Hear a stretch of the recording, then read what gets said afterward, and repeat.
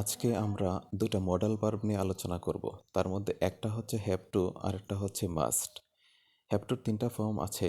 একটা হচ্ছে have to, has to, আর একটা হচ্ছে হ্যাড টু। হ্যাভ টু আর হ্যাজ টু আমরা প্রেজেন্ট টেন্সে ইউজ করে থাকি, আর হ্যাড টুটা সাধারণত পাস্ট টেন্সে ইউজ করা হয়।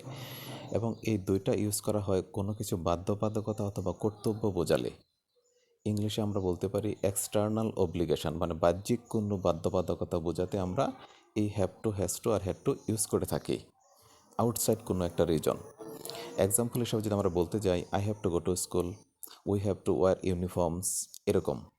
আর এটা টোনটা হবে নিউট্রাল অথবা ন্যাচারাল। টোন মানে হচ্ছে স্বরভঙ্গি। এখন আমরা চলে যাব হচ্ছে মাস্ট। মাস্ট মানে হচ্ছে কিন্তু অব্লিগেশন অথবা কর্তব্য বোঝাতেও কিন্তু আমরা ইউজ করে থাকি। আর এটাকে আমরা ইউজ করব কোনো স্ট্রং পার্সোনাল অথবা ইন্টারনাল অব্লিগেশন বোঝাতে। হ্যাভ টু, হ্যাজ টু আর হ্যাড টু ছিল কিন্তু আউটসাইড অথবা এক্সটার্নাল অব্লিগেশন। আর এই মাসটা কিন্তু আমরা ইউজ করব ইন্টারনাল অব্লিগেশন, স্ট্রং অথবা পার্সোনাল কোনো একটা দায়িত্ববোধ থেকে।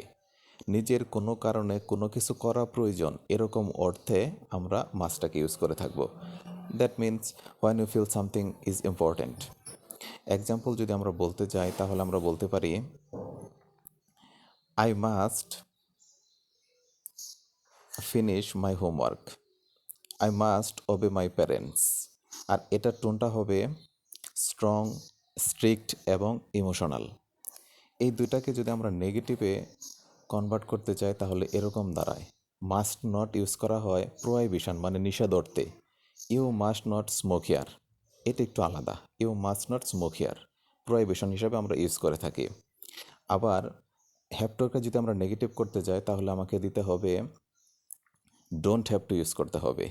আর এটাকে মিন করা হয় নো নেসেসিটি, প্রয়োজন নেই, এরকম অর্থে ইউজ করা হয়। এক্সাম্পল হিসেবে যদি আমরা বলতে চাই, তাহলে বলতে পারি you don't have to come.